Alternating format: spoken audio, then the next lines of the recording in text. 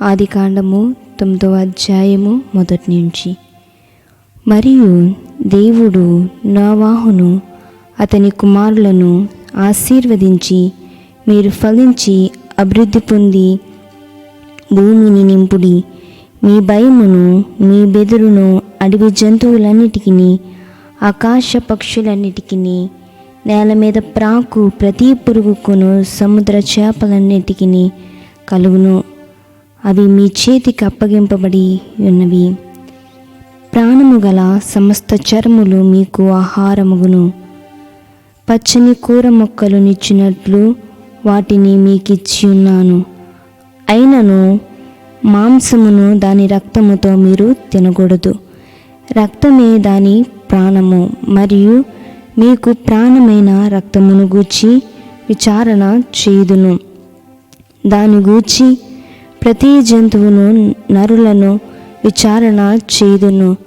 ప్రతి నరుని ప్రాణమును గూర్చి వాని సహోదరుని విచారణ చేయుదును.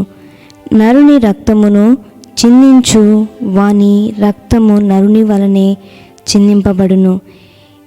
ఏలయనగా దేవుడు తన స్వరూపమందు నరుని చేసెను. మీరు ఫలించి అభివృద్ధి పొందుడి, మీరు భూమి మీద సమృద్ధిగా సంతానమును కని విస్తరించుడని వారితో చెప్పెను.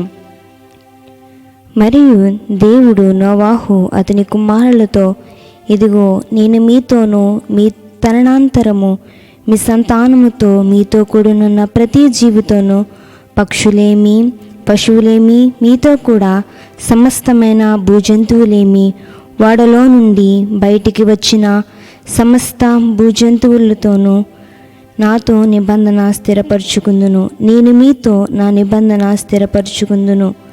సమస్త శరీరులు ప్రవాహ జలము వలన ఇకను లయపరచబడరు.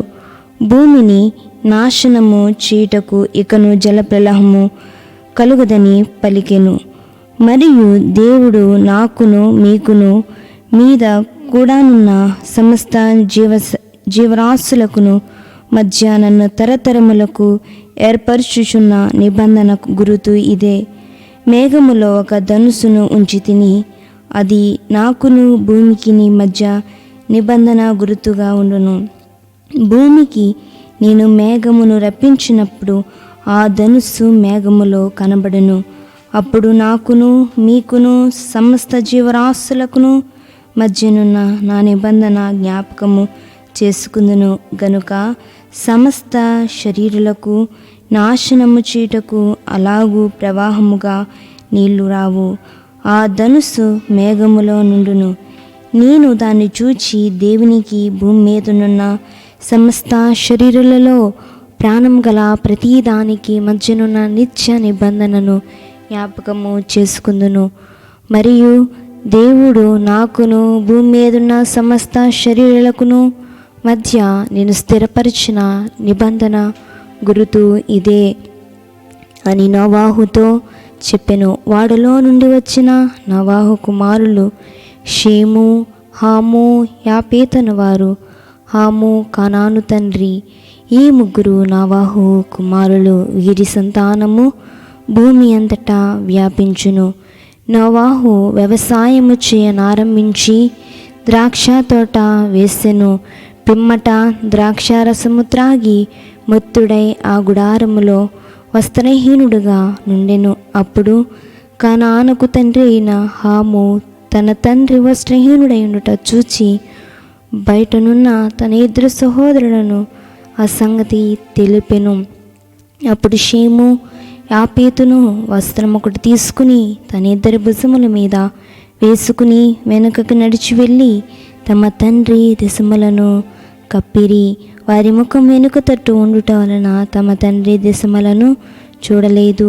అప్పుడు నోవాహు మత్తు నుండి మేలుకుని తన చిన్న కుమారుడు చేసిన దాన్ని తెలుసుకుని కానాను శపింపబడిన వాడై తన సహోదరులకు దాసుడగును అనెను. మరియు దేవుడు షేము దేవుడైన యెహోవా స్తుతింపబడునుగాక, కానాను అతని దాసుడగును.